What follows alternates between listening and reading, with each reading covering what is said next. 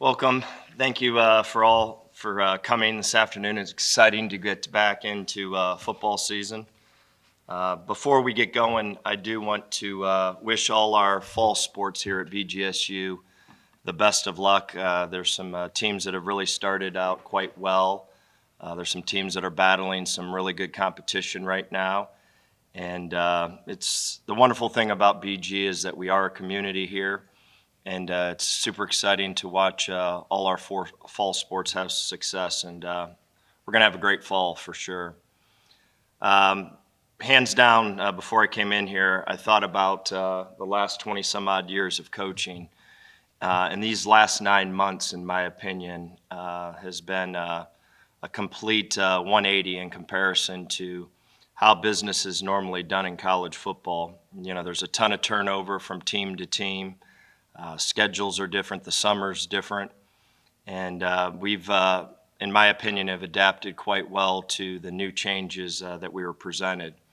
We were able to go out and recruit a bunch of really good guys, and I'm super thankful that we have a veteran staff. The old days of going out and recruiting towards your system, those are over. And we've got a veteran staff that can adapt and adjust, and we've had to change significantly what we're doing on defense. We've had to change what we're doing on offense to adapt to our personnel. So I'm very excited that our coaches were able to adapt and adjust the way that they have. I'm excited to get going.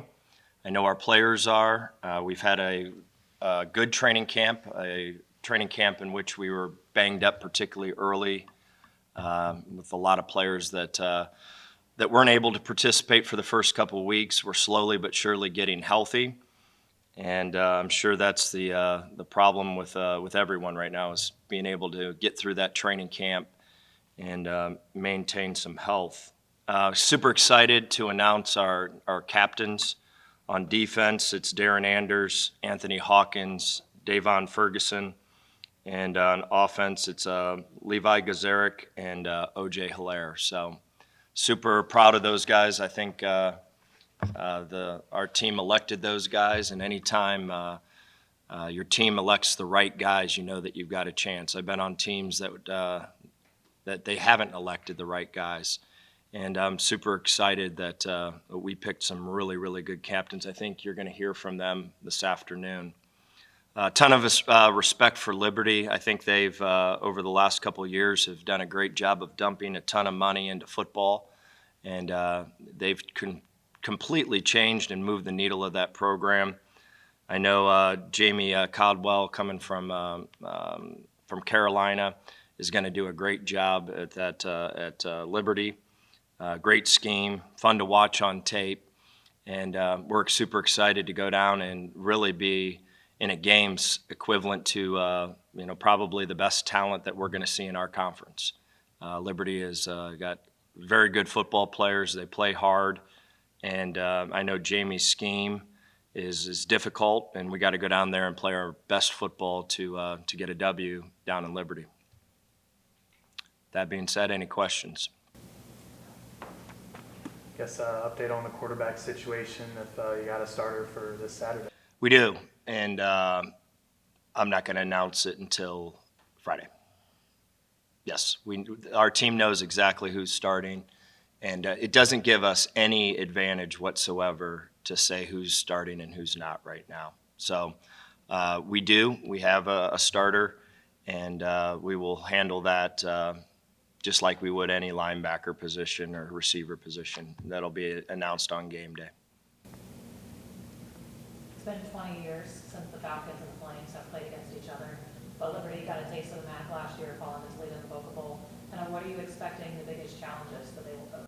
I think they're super talented. I put their talent equivalent to a MAC championship type of team. That's why the game came right down to the wire last year with Toledo and Liberty. And we're going to have to go and play a game like we played against Toledo. We're going to have to play our very best football. They're extremely talented.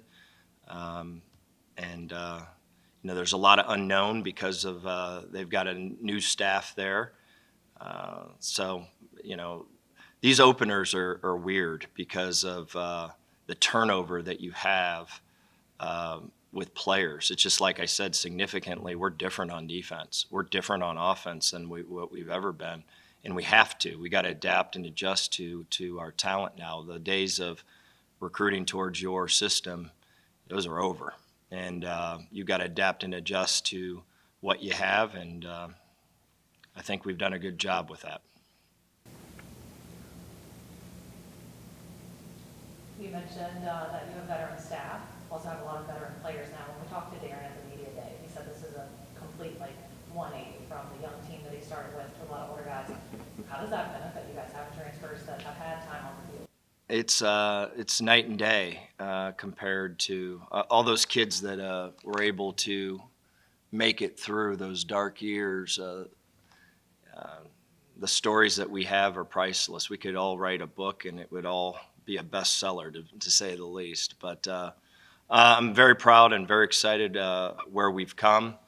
Like I said, last year we went from being god-awful to being relevant again, and now we got to take those next steps. And we've got a challenge in front of us because of the schedule, but it is what it is. You go play and go see what happens.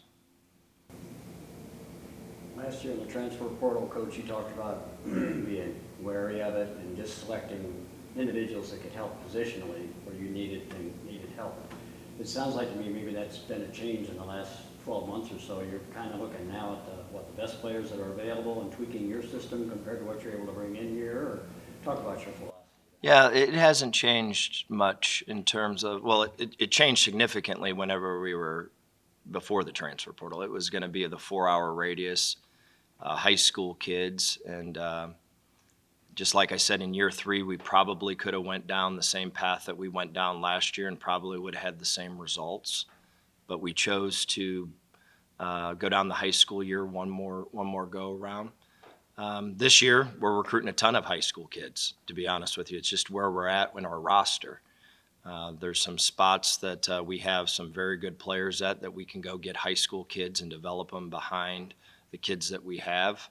The COVID year is over, so we're going to have a big class this year in terms of we're going to have a lot more spots than what we've ever had, and now there is no such thing as having 25 counters. We could possibly be bringing in 40 new kids, and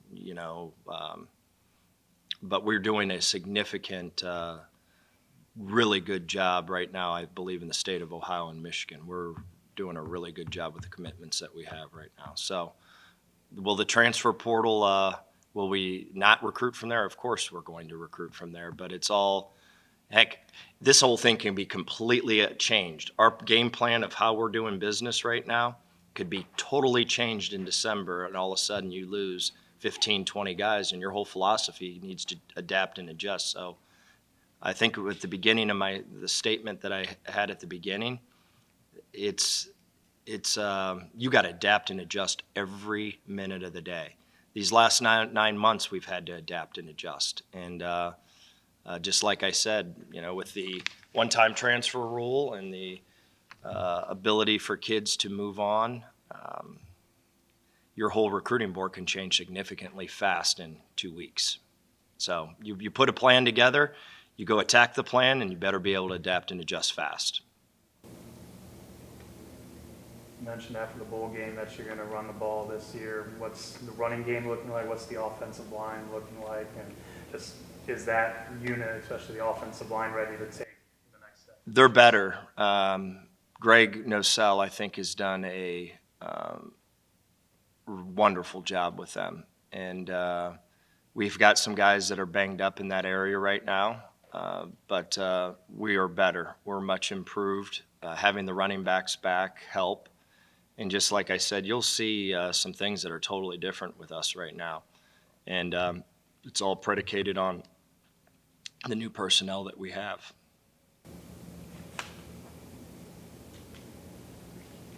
And with the 5 road games in the first 7 games, I mean, obviously there's tough opponents in there, but how do you kind of just, embrace the fact that you guys are really going to be away from home here a lot this first month and a half? Yeah, it's nothing. it's completely out of our control. It's out of our control. The Michigan game's at 7 o'clock at night, and the Ohio U, Iowa State game's at noon, and they're in Athens. You got to adapt and adjust. It is what it is.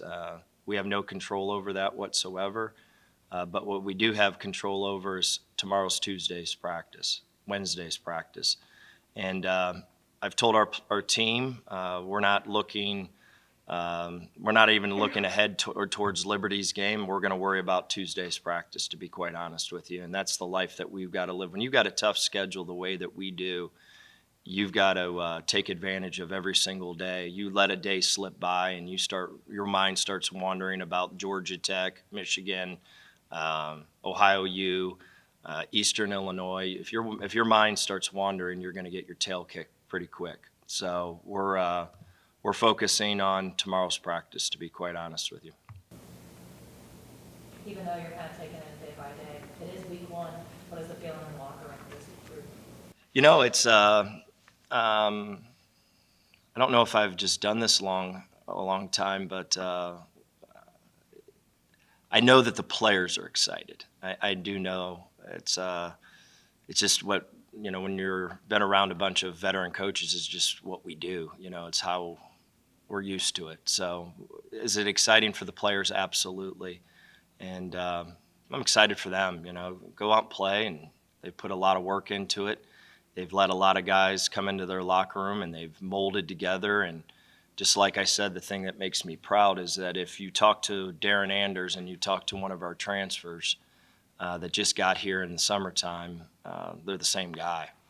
You really can't tell the difference between our transfers and our guys that have been around here. So I think we've done a good job of bringing the right guys in here, and it's a slippery slope. You bring 2 or 3 bad apples into that locker room, it can ruin it pretty fast.